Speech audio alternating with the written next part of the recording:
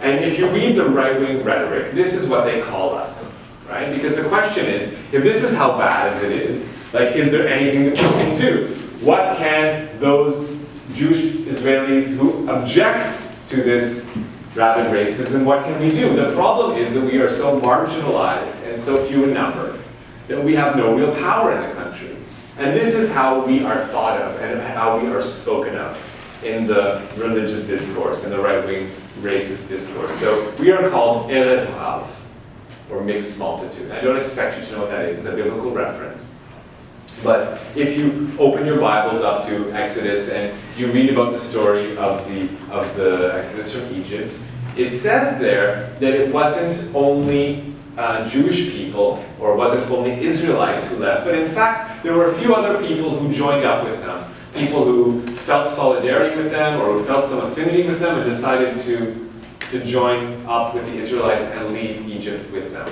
Now, when we think about people who left their own group and joined forces with a marginalized people and in solidarity with oppressed groups, right? We think of, for example, John Brown breaking into Harper's Ferry, trying to steal weapons in order to disperse amongst slaves in order to ignite a slave rebellion, right? We think of him, or we like to think of him, I hope, as a hero, right? Or when we think about, for example, those Jews and Palestinians who left Palestine in the 30s to go to Spain to fight against Franco and the fascists in solidarity with the Spanish people, we think of them as good people, as people who went beyond the bounds of their cultural group to show solidarity with an oppressed group, you know? But that's not how we are seen in our own culture, in our own society. And in fact, we're not seen as Jews who are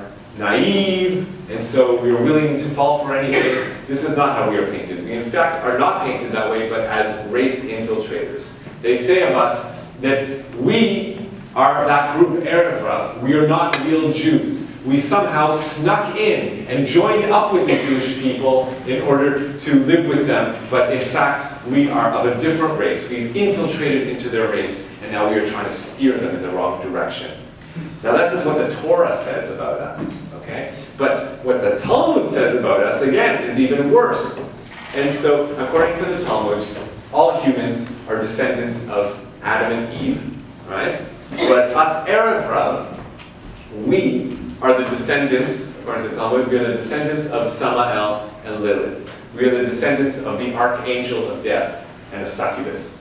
So we are essentially, us leftist Jews, we are considered to be demons. Now, the truth is, I'm not really insulted. I think that's kind of hot. I'm not really put off by that insult. But clearly, they mean it in order to literally demonize us. Very literally, to demonize us. To delegitimize us. And they've succeeded in this. Because we have no power, no real power in the country. And so, you can't look to us to pull Israel out of this pit it's fallen into. Okay? It's on y'all. Okay? We need support from outside. We need our voices to be augmented. Palestinian people fighting for freedom and Jewish Israelis fighting in solidarity with them, speaking out in solidarity. We need y'all here outside the country to augment these voices. And if there's one thing I'll say to close it up, it's that I really resent that this people who for so long championed scholarship and who for so many people they symbolize, you know, the holding education to be a cherished value. But instead, we see that today we are dumbing ourselves down and we are trying to dumb others down. And we are trying to bully people into believing that there's only two options, and if you don't believe one, then you must believe the other. And either you must insist that Jews deserve territory that they control, or if you don't subscribe to Zionism and don't believe Jews deserve to control the land, then you, by definition, believe that Jews deserve to die. And so you're evil, and so you're beyond the pale. This is this disgusting false binary that has been foisted onto the discourse here. And I'm here to demolish it. Okay, enough is enough. Any person with 2 brain cells to rub together knows that there's a third option. Jews deserve the same rights as persons, as people. I don't want any more rights than you, and I don't want any less rights than you. I want the same. I want to be a citizen plus or citizen minus. I just want to be equal. And you have that in this country, and it may be an incredibly imperfect system, and there is so much work left to do here and in other parts of the world. But just as you, at least on paper, are said to have equal rights, I believe that I deserve no less. So we're living in a country that's ruled by the bullet. And we want to get to the place where we settle our differences with the ballot. And how are we going to get there? Is the boycott going to be the tool that brings us there? Well, I'm not going to talk about that too much. That is something that needs to go on in your communities. But I will walk away with just one more final thought. And that's because people often turn to me and they say, good God, you've depressed me. You've talked about nothing but horrific stuff for the last 2 hours, and now I want to slit my wrists, and can you at least say something good? Do you have any hope? So I just wanted to, it's actually quite difficult, to be honest, to come up with something that fills my heart with, you know, the belief that things could get better on their own, because it feels like it's getting worse. But if I'm asked, I thought of this incident that occurred in the Knesset a few months ago. I'll just share it with you.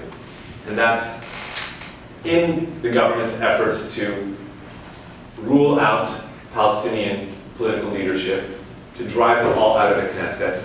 It's raised the bar necessary to get into the Knesset. If until then you had to have this much votes, they raised it to this much votes, knowing that the Palestinian parties only get around this much votes. So hoping that by raising the round, it would essentially keep them out of the Knesset.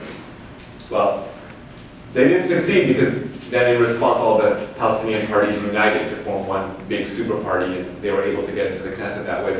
But in any case, in the government's efforts to kick out all the Palestinian people from the Knesset, they'd forgotten that it's not only Palestinians who would be affected by this new rule, but there are ultra-Orthodox parties in the Knesset that are also quite small, and by increasing the number of votes you need to get in, they were also essentially